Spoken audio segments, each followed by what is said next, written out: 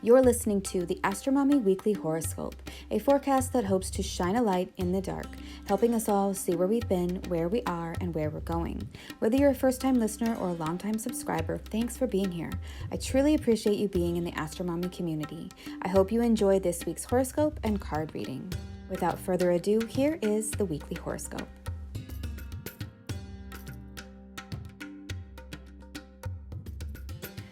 Mars's Cazimi was simultaneous trine to Neptune and the first quarter moon in Aquarius, cooling the fire this week or adding fuel. Weekly forecast for Tuesday, November 14th through Monday, November 20th, 2023. Good morning, friends. First, I'd like to say a warm welcome to all the new subscribers. I hope you are enjoying the weekly forecasts. Let me know if you have any questions by replying to this newsletter in the comments, or you can send me an email to astromommyastrology@gmail.com. Okay. Let's get into the astrology. All times are in Eastern Time unless mentioned otherwise. Well, yesterday was the wild card plus reality checks, new moon in Scorpio. It will be very interesting to see what manifests during this next lunar cycle, as this is such unpredictable energy that we are dealing with. New moons herald new beginnings, and with Mars and the Sun in opposition to Uranus during yesterday's new moon, we don't know exactly what surprises to expect, but what we can count on is sudden, willful, new beginnings and unpredictable breakthroughs. Could be very disruptive and chaotic, or very exciting. Looking ahead this week, the biggest and most pronounced transit coming up is the Sun conjoining Mars on Saturday, November 18th, 2023.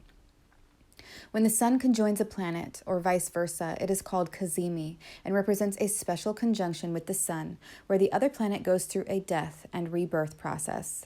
This occurs because as the planet gets closer and closer to the Sun, or the Sun to it, it is obscured by the Sun's rays and we cannot see it anymore, representing a metaphorical death, and then as they separate, the planet reemerges in either the dawn or dusk sky and is reborn. This transit also starts over the synodic cycle between Mars and the Sun, from this Cazimi until their next Cazimi. Just like we follow the moon from new to full and back to new, so too can we follow the planets' synodic cycles with the Sun. So Mars will be Cazimi, and this place is said to be like being at the heart of the Sun or in the lap of the king, and usually represents an ending of the old cycle and the beginning of a new cycle as the planet goes through the death and rebirth process that I just outlined above. We may see, feel, or experience an ending and simultaneously a beginning of Martian themes like war, passion, and aggression.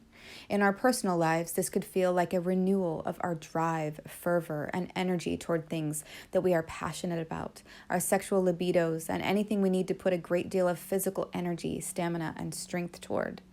On Friday, the day before the Cazimi perfects, Mars and the Sun will be in a partile conjunction, meaning that they will be in the same degree of Scorpio, but not to the minute, but very close together, and they will both form trines to Neptune.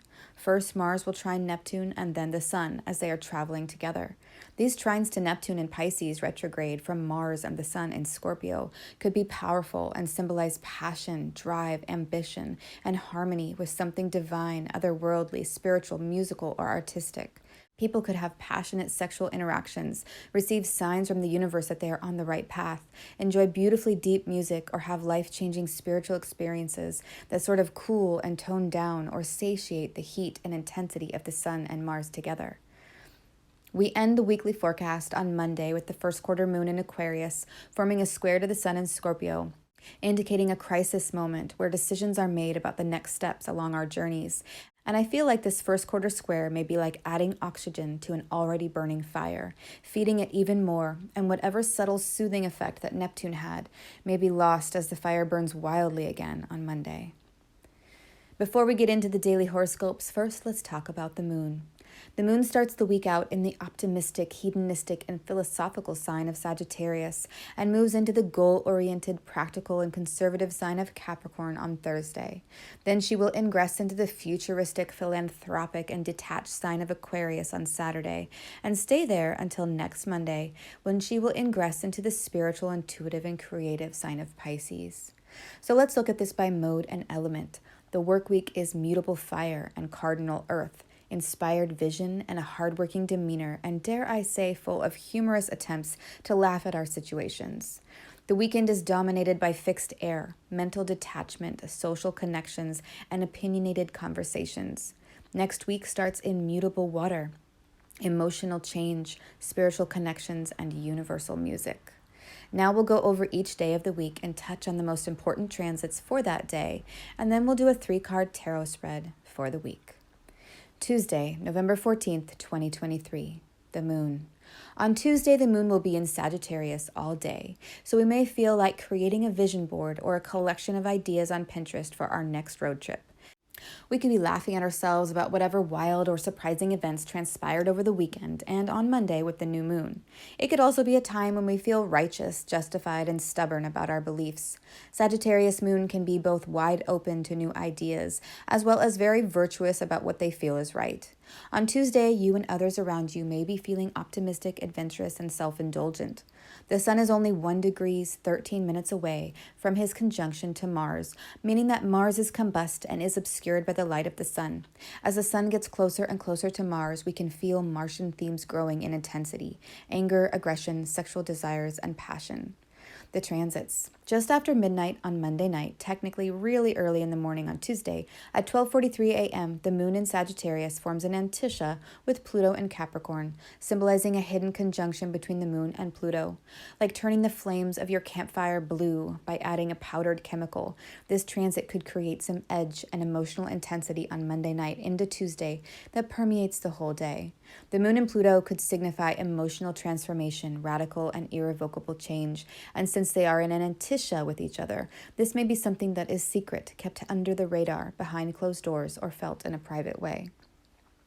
Tuesday morning may be very pleasant as we have 2 transits that signify harmony, joy, and pleasantries. The moon in Sagittarius conjoining Mercury and then making a sextile to Venus in Libra. This combination represents hopeful, optimistic, and loving interactions and conversations with family, friends, and lovers. In the afternoon on Tuesday, the moon makes a quincunx to Jupiter in Taurus, retrograde, indicating that although we have been feeling really good all day, there may be something that is off in terms of our long-term visions and our immediate circumstances. Tuesday evening could feel a bit emotionally blocked because at 9:03 p.m., the moon in Sagittarius perfects a semi-square to Pluto in Capricorn, symbolizing deep emotions that don't have an outlet or an emotional crisis that gets put on the back burner because the day has been so good and you don't want to ruin it. Something truthful, hidden, and potent that starts to nag at your heart, but it's not the time to explore it fully yet. The transformation that Pluto brings has to wait. Or maybe it's more of an internal pressure that is felt where you are contemplating the changes happening on the inside, but you are not ready to share them in an outward way at this time. Wednesday, November 15th, 2023, the moon. On Wednesday, the moon will be in comedic Sagittarius all day, so there could be a lot of humor throughout the day to take the edge off. The sun is only 1 degree, 5 minutes away from its conjunction to Mars. The energy of their conjunction is getting stronger. The transits. In the morning, love may be on our minds. We may wake up with pleasant thoughts about those we love. Mercury in Sagittarius forms a sextile to Venus in Libra this morning at 7:48 a.m., which symbolizes the desire for flowing conversations, general merriment, music and art, and just general good spirits. We may have the desire to connect with friends and lovers and have fun conversations and interactions. Couple this with the sun forming a semi-square to Venus, and there may be some longing for deeper connection or physical affection. Maybe you are able to talk on the phone with your sweetie, but you are physically in different locations. Or maybe you have a pleasant morning, but there's a tense moment. With Mercury in Sagittarius, though, you are able to smooth it over with comedy and smiles.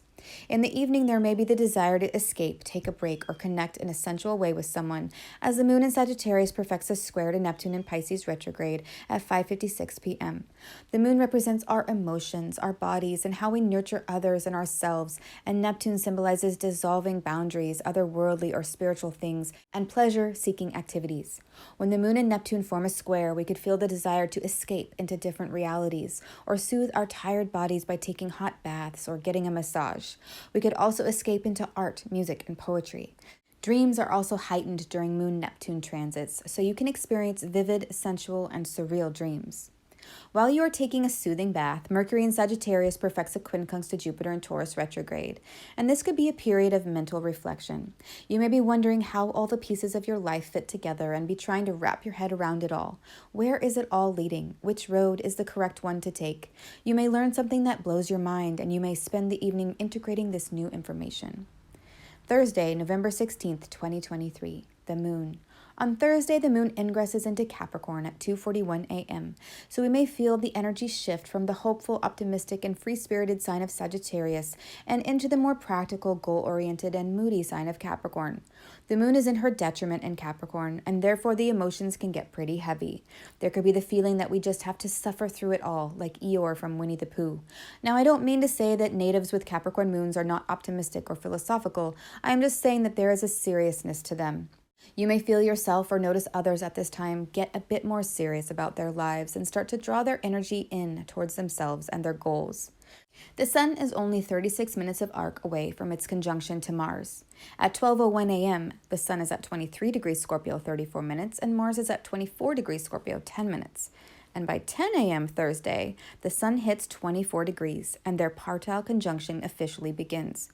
The heat is rising between the two and it may be palpable, visceral, and passionate. The transits. Thursday is Quincunx Day, so things could feel strange, odd, or uncomfortable as you try to wrap your mind and heart around the new information today. Following the moon's ingress into Capricorn early in the morning, Venus in Libra will form a quincunx to Jupiter in Taurus retrograde. And just like yesterday, when Mercury made a quincunx to Jupiter retrograde, and you may have been stuck in your head trying to put all the pieces together, now on Thursday you are trying to wrap your heart around it all too. Venus is the planet of love, affection, beauty, and sensuality, and Jupiter is the planet of hope, redemption, and vision, and together they are the benefic planets of our solar system. Together in any aspect, they represent blessings, hope, and the possibility of more abundance and good fortune. The quincunx is an odd 150-degree angle that symbolizes change and separation. So when we see this angle between the two benefics, it's as if they are arguing about which way to bestow good fortune. Venus in Libra wants peace, harmony, love, and affection through relationships, and she wants things to look a certain way, have a beautiful aesthetic. And Jupiter in Taurus wants an earthly connection to all the finer things in life. He wants to possess items of luxury, and through that bestow abundance and good fortune. The quincunx could be a time when we can't believe our luck because something amazing has come our way, but it may clash with a certain value that you have in order to receive it, and you have to open your heart or mind. It's a transit that changes your value system, and it may feel odd, uncomfortable, and strange, as you don't know your heart and soul could grow that way, or it could simply mean receiving some sort of gift or giving one in an odd way. Then in the afternoon, the moon in Capricorn makes a sesquiquadrate to Uranus in Taurus retrograde, so there could be delays or setbacks that challenge the moon's calm and collected demeanor, and then Mars in Scorpio forms a quincunx to the North Node in Aries, intensifying the heat. In the evening between 5:45 and 7:45 p.m., the moon in Capricorn makes several aspects. First, a trine to Jupiter in Taurus retrograde, then a semi-square to the Sun in Scorpio, followed by a square to Venus in Libra, and finally a semi-square to Mars in Scorpio. With the Sun and Mars getting so close, this lunar combination looks like a very passionate dance on the dance floor. First, the moon in Capricorn and Jupiter in Taurus retrograde in a trine is positive, and that Jupiter is in the exaltation of the moon, and so he wants to swoop in and make her happy with gifts of prosperity, abundance, and fertility. Then the moon in Capricorn semi-square to the Sun and Mars, which are both in Scorpio, means that there is something primal, guttural, dark, and passionate brewing that can't go anywhere yet. The pressure is building and soon it's going to blow. And finally, the moon in Capricorn square Venus in Libra represents tension and love, challenges or fights between women or family members, or a conflict between our emotions and our values. Both in cardinal signs mean that something will start from this square. Putting it all together, I feel this set of transits represents a very charged evening where love, affection, and sexual tensions are really thick.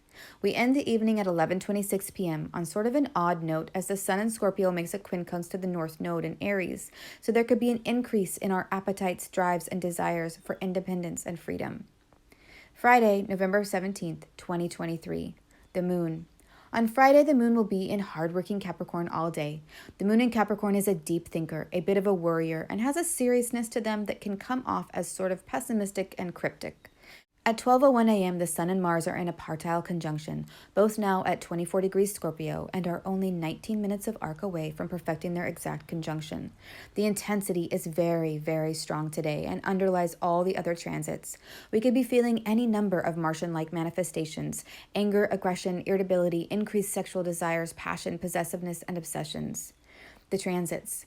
The first bookend of Friday starts us off with that pressure that I talked about yesterday being released with Mars and Scorpio trine Neptune and Pisces retrograde. Mars and Neptune in a harmonious trine can represent the sudden and rapid release of inspired desires and idealized sexual encounters. We could experience great enthusiasm, divine motivations, vivid dreams that inspire us to take action, and intuitive insights. Following this explosion of energy is a semi-square between Venus and Libra and Mars and Scorpio at 7:20 a.m. And this is important as Venus and Mars have not actually had an aspect since April 1st, 2023. They started their last cycle with each other with their conjunction at the end of February 2022, at the end of Capricorn and into the first degree of Aquarius.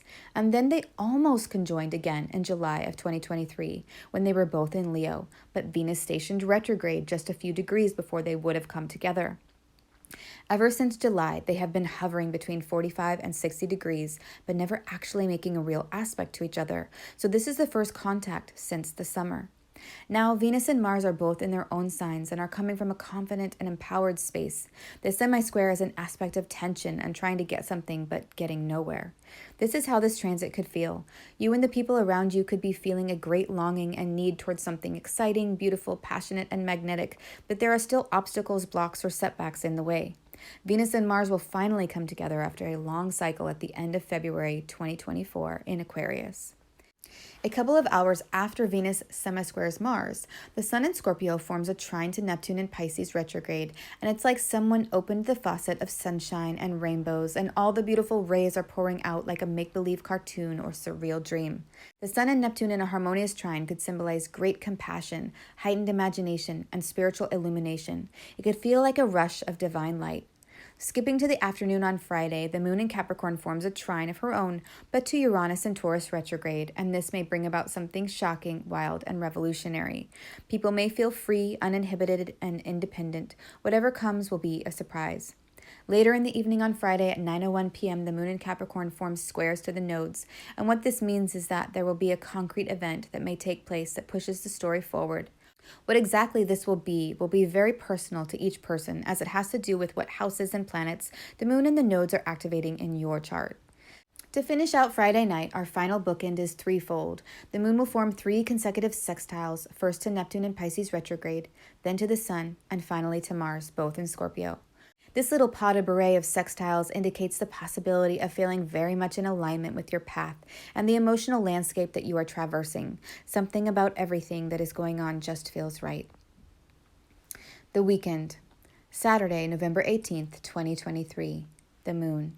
On Saturday, the moon leaves Capricorn and ingresses into Aquarius at 6:27 a.m., so we may feel the energy shift from the business-like demeanor of Capricorn to the futuristic, detached, and edgy energy of Aquarius.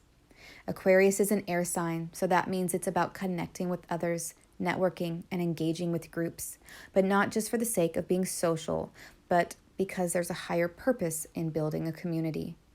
They are the humanitarians of the zodiac, and when the moon is in this sign, you may notice yourself and others being more concerned with the well-being of the less fortunate, the outcast, or the oppressed. The transits.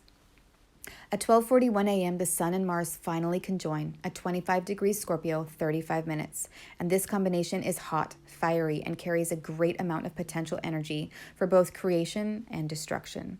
The light of Mars is completely consumed by the Sun, and for a moment today, he sits in the lap of the king. This brings great power and even more intensity to Mars, and since he is in his own domicile of Scorpio, in his chariot, as they say, this could supercharge the feelings of passion, aggression, and action. You could observe yourself and others feeling very charged up, having a lot more energy, stamina, and force behind your actions, as well as an increase in sexual and intimate desires. Again, any sort of Martian-like manifestations may be felt: aggression, anger, irritability, sexual passion, possessiveness, and obsessions. Mars and the Sun together in Scorpio are very direct, to the point, focused, and driven. There could be a heightened sense of what we want and where we are going in our lives. Since Mars also signifies destruction and death, there could be things in your life that you decide to tear down and get rid of in order for new things to grow. Like how a forest fire burns the trees in order to replenish the soil, there is this type of destruction in order to promote growth. As if the Sun and Mars coming together wasn't enough, we have 3 other transits that I'd like to touch on for Saturday. At 1:06 a.m., the moon in Capricorn forms a semi-square to Mercury in Sagittarius, and this can represent misunderstandings, miscommunications, or messages not getting received. This may be a bit irritating. A couple hours later, the feelings could get even more intense when at 3:27 a.m. the moon conjoins Pluto in Capricorn. Ouch! Truthful feelings may come to the surface, and with all this Sun-Mars energy, this is hot, fiery, passionate, and volatile energy. The energy may get a bit more focused on creating things that everyone can benefit from as the moon ingresses into Aquarius at 6:27 a.m. and then perfects a square to Jupiter in Taurus retrograde at 8:49 a.m. The square between the moon and Jupiter may give us the agency to create something beautiful out of all this intense energy. Moon and Jupiter together can mean the desire for more good fortune and blessings, but the square aspect means there is possible struggle, strife, or work involved in making it so. There could also be a tendency to overspend or be overly optimistic during this time, but because Jupiter is in the exaltation sign of the moon, I feel this may work out positively in the end. Sunday, November 19th, 2023, the moon. The moon will be in Aquarius all day, allowing our minds to step back from the emotionality of it all and try to create logical solutions to our problems. The sun has now passed Mars by 28 minutes of arc, not enough to be out of the 3-degree range of engagement, but the intensity may start to ease just a bit. The transits. In the morning, the moon in Aquarius will form a trine to Venus in Libra, and then a sextile to Mercury in Sagittarius, reactivating their recent sextile energy, and love again may be on our minds. With the moon in Aquarius now, instead of Sagittarius when Mercury and Venus formed their sextile earlier this week, we could feel very differently about our emotional attachment to what we are feeling, thinking, and experiencing. In the afternoon on Sunday, things could get wild as some sort of unpredictable circumstance, emotion, or family event suddenly pops up and creates some havoc. The moon in Aquarius perfects a square to Uranus in Taurus retrograde Sunday afternoon, and that is why. So be prepared for something unexpected, surprising, or revolutionary to happen on a personal level around this transit. Next week, Monday, November 20th, 2023, the moon. On Monday, the moon will be in Aquarius until she ingresses into Pisces at 9:29 a.m. But she has a lot to do before she gets to Pisces. The sun has now passed Mars by 47 minutes of arc. The sun and Mars will not leave the 3-degree range of engagement until November 26, 2023, which will be after they both ingress into Sagittarius on the 22nd and 24th, and the sun reaches 4 degrees, with Mars trailing behind at 1 degree. This just happens to be my birthday, FYI. So we have the next whole week after the Cazimi where Mars and the sun are still engaged in their conjunction. The transits. At exactly 4:38 a.m. on Monday, the moon in Aquarius perfects a square to Mars and then makes her first quarter square to the sun an hour later at 5:49 a.m. So not only did we have the new moon last week conjunct Mars, but now we also have the first quarter phase in a square to Mars as well. This means fights, aggressive attitudes, strife, discord, and intense passion, drive, and desires. The first quarter phase is about taking steps towards individuation and building your own life on your own merit.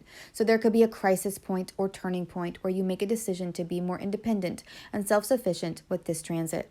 With the moon in Aquarius in the inferior position, this could create a lot of emotional challenges for the Aquarian moon energy. A lot of emotions could be coming up that the moon does not want to look at when she is in Aquarius. On another note, this combo could mean that we are extremely emotionally detached in the face of sudden upheaval, change, and transformation, and only after the crisis has passed will we allow ourselves to feel all the feels. These feelings are coming up, though, because after the moon ingresses into Pisces, they will no longer be able to be kept down. At 9:29 a.m., the moon enters Pisces, and it's time to take a swim through the emotion ocean. In the post, The Emotion Ocean Explained, I said that, quote, the water sign moons have to swim through the waves to get anywhere, and oftentimes they have to sink all the way down to the bottom of the emotion ocean and make their journey from there at the bottom. Walking in the ocean is hard work. The pressure from the water creates strong resistance, and the currents can push, pull, suck, and spin you all around. It can be really confusing. It can be really dark and scary. It can also be beautiful. Sometimes the ocean is shallow, and we can see the circle of light that marks the surface, helping to guide us along. But other times the ocean is so deep that all we see is darkness surrounding us, and we have to use our intuition to guide us through, unquote. We may have to heavily lean on our intuition, as right after the moon enters Pisces, she conjoins Saturn in Pisces 1 hour later. This is a reality check. The Moon and Saturn coming together can mean feelings of depression, melancholy, isolation, despair, and loneliness. The happiness that you seek is elsewhere, and you are alone on a rocky islet in the middle of the sea. If you feel an emotional heaviness at this time, you are feeling the pressure from Saturn. On Monday afternoon, the Sun in Scorpio perfects a sextile to Pluto in Capricorn, followed by Mercury in Sagittarius making a trine to Chiron in Aries retrograde in the late evening. This means there are great opportunities to talk about how you're feeling and share your sadness and deep feelings with others who may be feeling the same. This could be very healing. The Tarot spread. Let's move on to a 4-card spread for the week representing your aspiration, the obstacle, how to overcome, and the outcome. The first card representing your aspiration is Knight of Cups.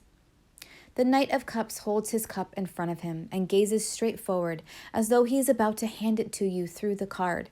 He holds the cup with both hands because he doesn't want the contents to spill. A guiding star shines above him, and his golden hair is encompassed by a halo of white, symbolizing purity of heart. In the upright position, the Knight of Cups represents someone on a mission motivated by love, emotions, intuition, and the desire for beauty. There is action in this card, symbolized by the Knight's intense gaze ahead and the feeling like he's about to hand you the goblet. But it's not quick or forced action. It is steady and guided by the heart. This could symbolize a romantic gesture or loving message.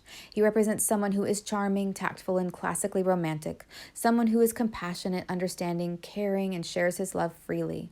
It can also represent taking action on something or making a decision about something that comes from an internal place of knowing it's the right thing, the most loving thing. As the card for your aspiration, I feel that you desire to give and receive love. This card means love or support from the heart is a real possibility. The second card representing the obstacle is 2 cards jumped out for this placement. Santeria 2 Olofi, the 2 of Pentacles, and Rada 5 Ogun Farai, 5 of Swords. Since these 2 cards came out together, we have to look at them together. Santeria 2 Olofi is about balancing worlds, and it's about the upcoming inevitable change. While a new world is growing inside, there are worlds to take care of outside as well. The obstacle then is about how to balance both your internal and external worlds as you approach great changes. Rada 5 Ugun Farahi is about fighting, struggle, arguments, and being brave even though there is a chance of failure, loss, and defeat. You may be fighting with yourself about how to balance your internal and external environments, and there may be fear about losing, failing, or being defeated. So the obstacles are balancing your inner and external worlds as you are growing and changing as a human being, and it is a mental struggle causing some fear and doubt. And the third card represents how to overcome. Again, 2 cards jumped out. The Matriarch of Pipes, the Queen of Wands, and 16, the Tower. Looking at these 2 cards together, we can see that how you overcome this internal-external struggle within yourself is to remove some sort of structure that you have been dependent on, which is symbolized by the Tower card. Hopefully, this placement means that you have a choice in the matter. Otherwise, this could represent a Tower card moment forcing you to take action in your life, which would fit the transits that we've been dealing with very well, but one could hope we have some say in the matter, so the Tower card here is a major heads up. So far, it is the only major arcana card as well. The Matriarch of Pipes is saying that you overcome your obstacles by being in your truth, feeling empowered, and behaving in a way that is adaptable, persistent, and with calm authority. The Native American Tarot Guidebook says, quote, "Her capacity for friendship and love is immense, but the initiative must be her own," unquote. And I feel this is an important key component for this reading since it started out with the Knight of Cups, which talks of love and friendship, so there is some choice in this matter. The fourth card representing the outcome is 9 of Pentacles. The 9 of Pentacles is about physical, spiritual, and emotional gain in your life. It's about being self-sufficient and caring for yourself in a way that you are not codependent on another for your needs and desires. With self-sufficiency comes great freedom and independence. So to recap, the aspiration is to give and receive love, and love is a real possibility right now. The obstacles are feeling like you are managing a lot and juggling your internal and external worlds, and you may feel some mental stress about this. How you overcome these obstacles is by removing the structures that no longer serve your highest good and are actually holding you back from becoming the best version of yourself. Live in your truth and come from a place of empowerment and spiritual mastery. The outcome is self-sufficiency, feelings of self-worth, independence, and freedom. I love this reading with the Sun-Mars Cazimi that is building this week because it seems so perfect. Mars is going through a rebirth, and Mars is about how we take action and identify ourselves in the world. And with his re-emergence, we too will re-emerge brighter and stronger. In conclusion, for the weekly forecast, I decided not to talk about famous people this week because honestly, I was busy practicing my ballroom dance routine.